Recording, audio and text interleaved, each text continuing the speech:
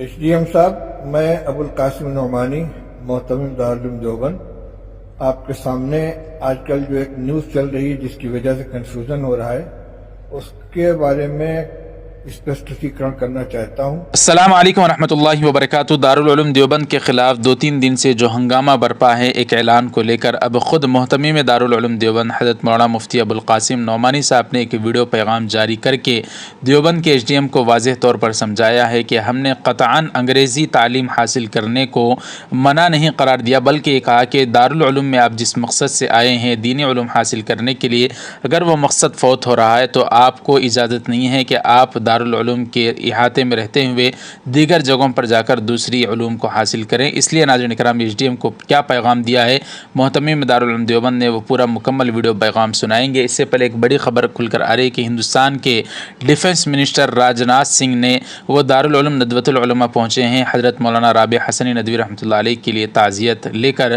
جی ناظرین کرام، تعزیتی پیغام کے لیے وہ پہنچے ہیں، یہ تصویر آپ حضرات دیکھ سکتے ہیں۔ محتمم دارالعلوم دیوبند کا ویڈیو آپ حضرات سنیں، اس پر آپ کیا کہنا چاہتے ہیں کمنٹ باکس میں ضرور اپنے رائے کا اظہار کریں، ویڈیو کو لائک کر دیں۔ جزاکم اللہ۔ السلام علیکم ورحمۃ اللہ وبرکاتہ۔ SDM صاحب، میں ابوالقاسم نعمانی محتمم دارالعلوم دیوبند آپ کے سامنے آج کل جو ایک نیوز چل رہی ہے جس کی وجہ سے کنفیوژن ہو رہا ہے اس کے بارے میں اسپشٹیفکیشن کرنا چاہتا ہوں۔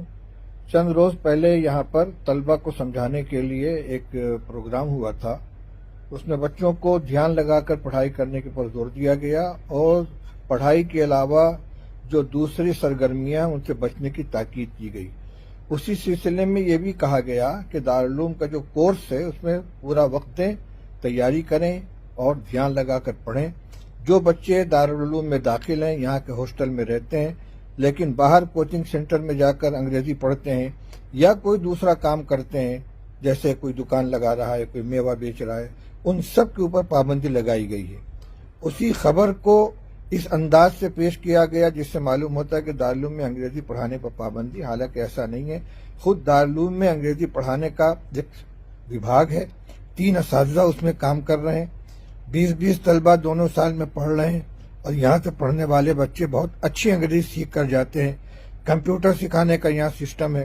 پرائمری درجات میں انگریزی، ہندی، جغرافیہ، سائنس، سوشل سائنس اور یہ تمام کے تمام جو عصری علوم میں سکھائے جاتے ہیں۔ اس لیے جس انداز سے خبر چلائی گئی یہ غلط ہے۔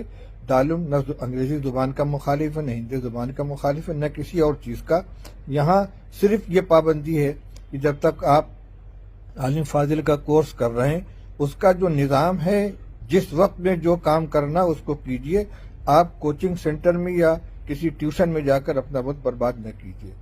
میں سمجھتا ہوں کہ اس وضاحت کے بعد اب یہ جو غلط فہمی پھیلی ہوئی یہ دور ہو جائے گی۔ بہت بہت شکریہ۔